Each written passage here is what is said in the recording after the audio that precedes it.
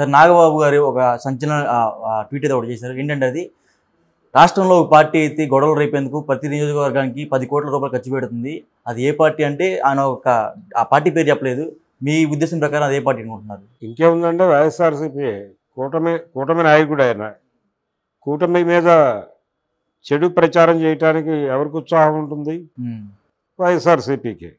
అంతకుమించి ఎవరికి అవసరం? కాంగ్రెస్ పార్టీ లేదు, అక్కడ కమ్యూనిస్ట్ పార్టీలకు అంత ఓపిక లేదు, ప్రోగ్రాము లేదు. చేసుకుంటే తెలుగుదేశం పార్టీ కుట్రలు చేయాలి, తెలుగుదేశం పార్టీ కుట్రలు చేస్తుంది మాకు వ్యతిరేకంగా అని మాట్లాడాలి. అది కనుక నాగబాబు మాట్లాడితే కూటమి చీలిపోతుంది, జగన్మోహన్ రెడ్డి గారి కళ నెరవేరుతుంది. ఆ మాటలు ఆయన డెఫినెట్గా మాట్లాడు. ఒకవేళ మాట్లాడితే పవన్ కళ్యాణ్ వచ్చి కంట్రోల్ చేస్తాడు ఆయన. సో ఎవరిని టార్గెట్ చేసి ఉంటాడు? ఈ 10 కోట్లు ఎవరు పెడుతున్నారు? వైసీపీయే. వైసీపీ ప్రతి జిల్లాలోనూ గందరగోళం చేయడానికి 10 కోట్లు కేటాయిస్తోంది. ఈ డబ్బులు అలా ఖర్చు పెట్టడం కంటే అభివృద్ధి పనులకు ఇవ్వడం మంచిది కదా అంటున్నాడు ఆయన. అభివృద్ధి పనులకి డబ్బులు ఇవ్వడానికి వాళ్ళెందుకు? మీ ప్రభుత్వం ఉందిగా, మీ ప్రభుత్వం చేయండి. వాళ్ళు వాళ్ళ పార్టీని రైజ్ చేసుకోవడానికి, వాళ్ళు ఉద్యమాలు చేయడానికో మరోదానికో డబ్బులు ఖర్చు పెడతారు.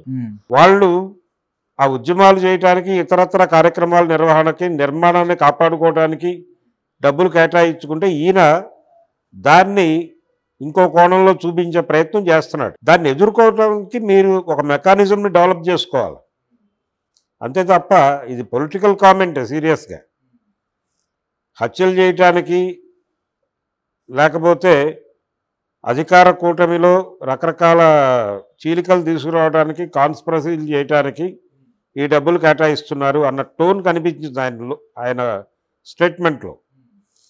ఒకవేళ అది నిజమే అయితే మీకు ముందస్తు సమాచారం ఉంది కాబట్టి ఇమీడియట్గా మీరు కౌంటర్ ఆపరేషన్ మొదలుపెట్టండి. కౌంటర్ ఆపరేషన్ మొదలుపెట్టి మీ పార్టీ శ్రేణులు అలర్ట్ చేసుకుని, బాబు అవతల వాళ్ళు ఇలా సర్వసన్నద్ధంగా రంగంలోకి దిగుతున్నారు, మీరు జాగ్రత్త, మన ప్రభుత్వం జాగ్రత్త అని మీరు ప్రికాషనరీ మెజర్స్ తీసుకొని కాపాడుకోండి. మిమ్మల్ని మీరు కాపాడుకోండి, మిమ్మల్ని నమ్ముకున్న ప్రజల్ని కాపాడుకోండి, మీకు ఓటేసిన ఓటర్లను కాపాడుకోండి. అది మీ బాధ్యత. మీరు గనక వదిలేస్తే జనాలు నిజంగానే సఫర్ అయితే ఆ వ్యతిరేకత మీ మీదే వస్తుంది. తెలిసి ఏమీ చేయలేకపోయారు అనే ముద్ర మీ మీద వస్తుంది. అందుకని నాగబాబు గారు ఇదేదో సరదాగా ట్వీట్లు చేయటము, ఏదో మాట్లాడటము కాదు. ఇప్పుడు ఆయన ఒక బాధ్యతాయుతమైనటువంటి పదవిలో ఉన్నాడు. ఏది మాట్లాడినా కొంచెం ఆచితూచి లెక్కేసుకుని మాట్లాడాల్సినటువంటి అవసరం ఉంది ఆయనకి. ఆయన ఆంధ్రప్రదేశ్ ప్రభుత్వంలో కీలక పాత్ర పోషిస్తున్నటువంటి జనసేన పార్టీ నాయకుడు కాబట్టి అంతే బాధ్యతతో వ్యవహరించి మాట్లాడాలి. అంటే ఇంకోటి సార్, ఇప్పుడు నాగబాబు గారు చెప్పిన మాటలకు ఇప్పుడు జగన్మోహన్ రెడ్డి గారు 10 కోట్లు అని చెప్పారు కదా, అది నాగబాబు చెప్పింది. ఇప్పుడు వినకొండలో జరిగిన మర్డర్ కూడా జగన్ గారు చెప్పించిన దాంట్లో ఉంటుందంటారా? అనే అనుకోవాలి కదా. ఇప్పుడు ఆయన చెప్పిన ప్రకారం మర్డర్లు చేయిస్తారు, గందరగోళాలు చేయిస్తారు, కూటమిలో చీలికలు తెస్తారు, కార్యకర్తలను కొనేస్తారు. ఇవన్నీ వస్తాయి. 10 కోట్లు సరిపోతాయా ఈ పనులన్నిటికీ అనేది వేరే ప్రశ్న. కాకపోతే అక్కడ అస్థిరత, రాజకీయంగా అస్థిరత చేయటానికి, ఆందోళనలు చేయటానికి డబ్బులు పెడుతున్నారు అనేది ఆయన ఉద్దేశం అయితే ఏ రాజకీయ పార్టీ అయినా చేస్తుంది. అది వైఎస్ఆర్సీపీయే కాదు. ప్రతిపక్షంలో ఉండగా తెలుగుదేశం అన్న ఇంట్లో కూర్చుందా? చంద్రబాబు నాయుడు గారు పాదయాత్ర చేశాడుగా. వారి నాయకులందరూ రోజు జనాల్లోకి వెళ్ళి ఏదో ఒక ఇష్యూ మీద గొడవ చేస్తూనే ఉన్నారుగా. ఏదో ఇష్యూ మీద గొడవ చేయకపోతే పార్టీలు ఎలా బతుకుతాయి? యాక్టివ్ అపోజిషన్ సిద్ధాంతాన్ని ఈ ప్రపంచానికి పరిచయం చేసిందే చంద్రబాబు కదా. యాక్టివ్ అపోజిషన్ అంటే ప్రభుత్వం ఏ నిర్ణయం తీసుకుని అడ్డుపడిపోవటం. అది చంద్రబాబు కదా నేర్పింది రాష్ట్ర రాజకీయాలకి. జగన్మోహన్ రెడ్డి కూడా దాన్ని అనుసరిస్తున్నాడు. నిజానికి ఏం చేయాలి? ప్రొడక్టివ్ అపోజిషన్గా ఉండాలి. అంటే ప్రభుత్వం ఏదైనా తప్పులు చేస్తుంటే సవరించి ప్రజలకు మరింత మేలు జరిగే పద్ధతిలో వీళ్ళు ప్రభుత్వంతో సంప్రదింపుల్లో ఉండి ప్రభుత్వాన్ని నడపడంలో తమకు కూడా బాధ్యత ఉంది అనుకుని ప్రవర్తించాలి. ఆ పని ఎవరైనా చేస్తున్నారా? ఏ ప్రతిపక్షమైనా? ఎక్కడ లూపు ఎక్కడ దొరుకుతుందా, ఎక్కడ లొసుగు దొరుకుతుందా ఎక్కి తొక్కేద్దామనే ప్రయత్నాల్లోనే ఉన్నారు కదా. అందుకని ఈ డబ్బులు సరిపోవు. ఈ 10 కోట్లు సరిపో వాళ్ళ కార్యక్రమానికి. మీరు ప్రతిపక్షంలో ఉన్నా మీరు చేసేది అదే.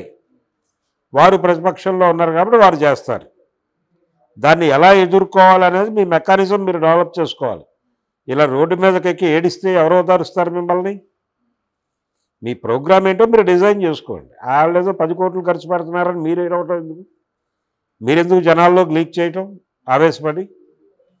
అందుకని నాగబాబు గారు లోపల మాట్లాడుకోవాల్సినవి బయటకు మాట్లాడుతున్నాడు, అంతే తేడా. ఆయన లోపల మాట్లాడుకుని వ్యూహరచన చేసుకుని వాళ్ళ పార్టీని, వాళ్ళ పార్టీ మద్దతు ఇస్తున్నటువంటి పార్టీని కలిపి కూర్చోబెట్టి జాగ్రత్తలు తీసుకోండి. మీకు ఇన్ఫర్మేషన్ తెలుసుంటే. పైగా క్లారిటీ ఎందుకు ఇవ్వకుండా ఉండాలి? వైసీపీ అని చెప్పచ్చుగా. ఒకవేళ ఈయన టీడీపీని ఉద్దేశించి అన్నాడేమో అని అనుకోవడానికి అదొక మార్గం వేసి పార్టీ పేరు చెప్పడం ఎందుకు? బీజేపీని అంటున్నాడా? పోనీ ఏపీలో ఉన్నవి అవే కదా. కమ్యూనిస్ట్ పార్టీలను అంటున్నాడా? కాంగ్రెస్ని అంటున్నాడా? కాంగ్రెస్కి ఆ సీన్ లేదు. ఇంకా 10 కోట్లు కేటాయించే సమర్థత ఉన్నది వైసీపీకి మాత్రమే. అదేదో స్ట్రైట్గా చెప్పచ్చుగా. మీరు యుద్ధం చేస్తున్నారుగా ఆ పార్టీతో. జగన్మోహన్ రెడ్డిని దించడమే లక్ష్యంగా కదా మీరు కూటమి డిజైన్ చేసింది. ఇంకెందుకు మొహమాటం? అనవసరమైన స్టేట్మెంట్ అది.